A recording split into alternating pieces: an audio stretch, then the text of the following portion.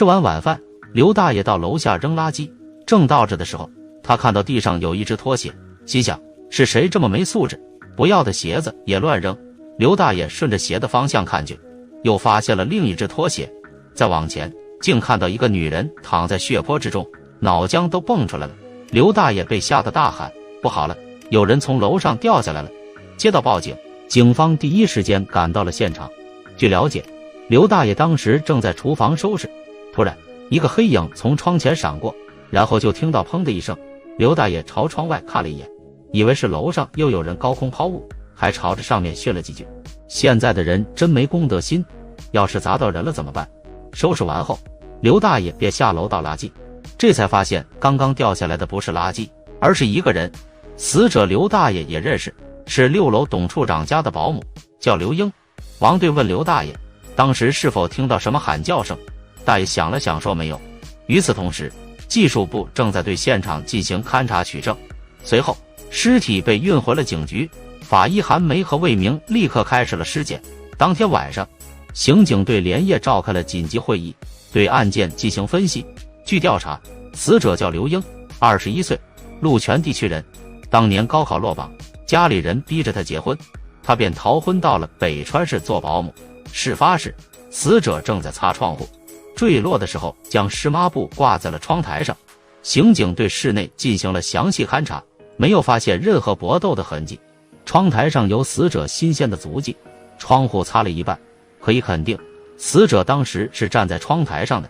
技术部汇报完后，魏明开始汇报尸检情况。死者的头部是偏右侧着地，颅骨粉碎性骨折，脑浆四处喷溅，剩下的脑浆还不到正常脑量的1/3，形成致命性的颅脑损伤，当场死亡。而且死者已有5个月的身孕，尸表没有发现任何的暴力痕迹，也没有毒物和迷幻药的征象。综合以上情况来看，这很可能是一起意外事故。刘英是在擦玻璃的时候不小心失足坠楼。刑警小马建议以意外事故结案，通知死者家属。法医韩梅不认同这么草率的做法，他认为这个案子有3种可能：第一种，不小心失足坠楼；第二种，自杀；第三种，他杀。在没有确凿的证据之前，不能轻易判定为意外事故。他提出了一个疑问：案发的时候，董处长人在哪里？他在干什么？小马立马接道：董处长当时不在家，出事的时候他刚好去对面串门了，对面的崔处长可以证明。韩梅又提出了一个疑问：死者未婚先孕，那么他肚子里的孩子是谁的呢？小马又反驳道：死者长得很漂亮，据说还很风骚，像这样的女人私下怀孕太正常了。反正小马的意思就是千万不能把董处长牵扯进去。这个董处长是省级优秀检察官，年年都是先进模范。韩梅对于这种想法是嗤之以鼻，他认为警察最大的职责就是破案，不管对方是多大的人物，只要和案件相关，就应该接受调查。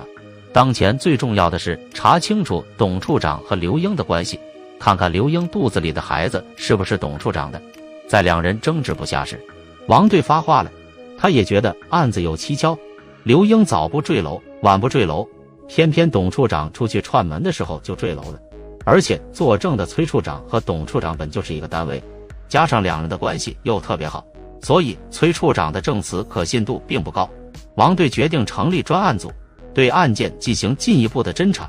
会议结束时，天都已经亮了。韩梅和魏明顾不得休息，就马不停蹄地赶到了现场。韩梅拿出工具，再次对现场进行勘查。他觉得昨晚天太黑，技术部可能有遗漏。一番仔细勘查后，还真让他找到了反常的地方，一滴圆形的血滴。刘英是从6楼掉下来的，脑袋着地，颅骨裂开，血迹肯定呈强烈的喷射状，血滴应该是拉长的、流线型的，但这滴血却是圆形的、滴落状的，像菊花一样。这说明刘英在坠楼之前就受伤流血了，而这滴血就是从他身上滴落在地上的。韩梅让魏明立即给王队打电话，要求再次进董处长家里勘察现场。看到警方又来了，董处长明显有些不高兴。为了缓和气氛，王队和魏明主动和董处长攀谈了起来。董处长言语间很不耐烦，韩梅则在案发的屋子里仔细勘察。果不其然，在暖气架子上他发现了一处很隐秘的血迹，看样子是被人故意处理过，这无疑更加说明刘英的死有蹊跷。如果刘英是坠楼身亡的话，那董处长家里为什么会有血迹呢？韩梅将血迹取样保存，带回局里进行化验。临走时，韩梅发现案发的窗户下面就是一棵树，她让魏明拿来梯子，想看看树叶上会不会留下点什么。果然，在一片树叶上，他又发现了血迹，这进一步说明刘英在坠楼之前就已经出血，掉下来的时候，血滴滴在了树叶上，也滴在了地上，也就是地上那滴圆形的血迹。韩梅很肯定，死者生前一定受到过暴力袭击，但奇怪的是，之前的尸检中并没有发现尸表有任何外伤，看样子还得对尸体进行2次尸检，搞清楚死者究竟哪个部位受过伤。回到局里，技术部立马开始对血迹进行检测，结果显示，暖气架和树叶上的血迹都是死者刘英的。另一边，韩梅和魏明也一刻不停地开始了2次尸检，在尸体的躯干和四肢都没有发现伤痕，那么唯一的可能就是伤痕在面部。可死者坠楼时面部先着地，所以面部损坏非常严重，肉眼根本看不出是否有打斗伤痕。韩梅只得通过 CT 对面部进行扫描，一番仔细研究后，终于找出了伤痕所在。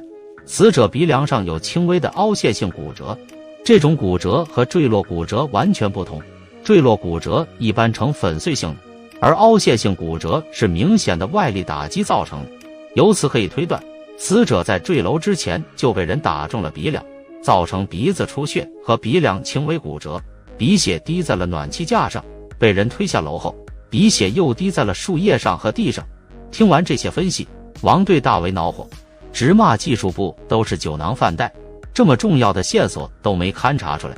不过目前的证据也只能证明死者生前遭受过打击，至于是不是董处长打的，现在还很难说。王队立即对接下来的任务进行了部署，警方兵分3路，一路去调查死者的社会关系，一路去找死者家属谈话，最后一路由王队亲自带队去找董处长谈话。董处长见警方都找到他的办公室来了，更是大为光火。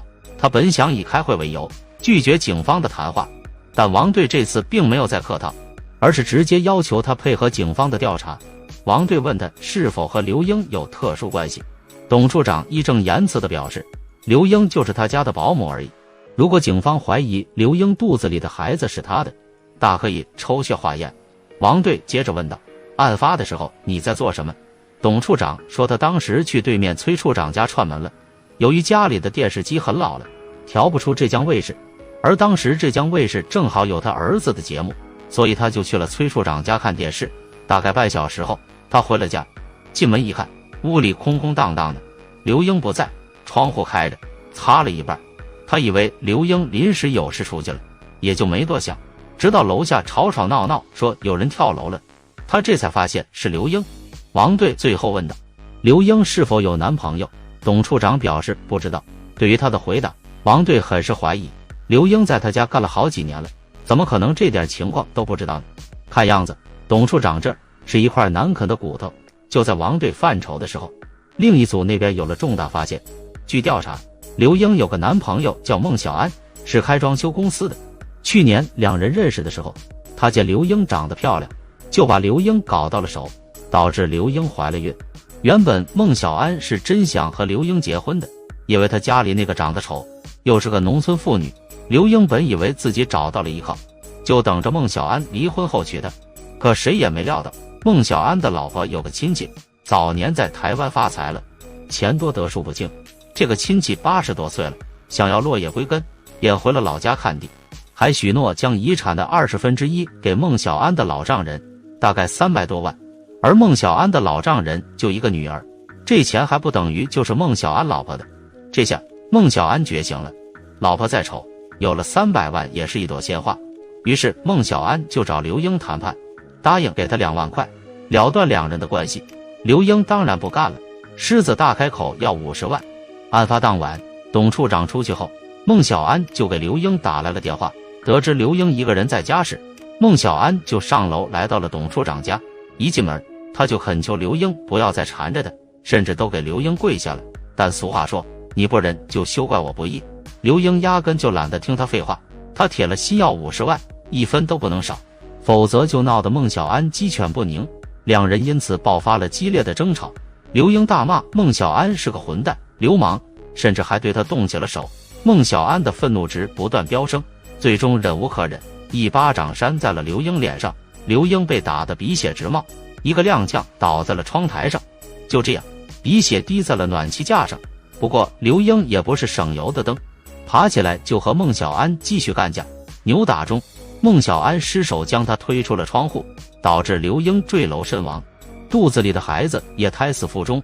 眼看杀了人，孟小安吓得直哆嗦，但他还是很快冷静了下来，将现场的所有痕迹都清理掉了，并赶在董处长回来之前溜走了。几天之后，当孟小安听说警方将刘英的死定性为意外事故时，他高兴得不得了，在家里摆了好酒好菜，和老婆大吃了一顿，然后好生伺候着老婆。警方上门抓捕的时候，孟小安让老婆故意说他不在家，但刑警还是听到了动静，将他当场抓捕归案。面对审讯，孟小安如实交代了自己的罪行，等待他的必将是法律的严惩。什么？孟小安的老婆服毒了，脸紫像茄子一样，还有救没有啊？赶快送医院呐！哎呀，怎么搞的？行，你们那儿等着，我马上过来。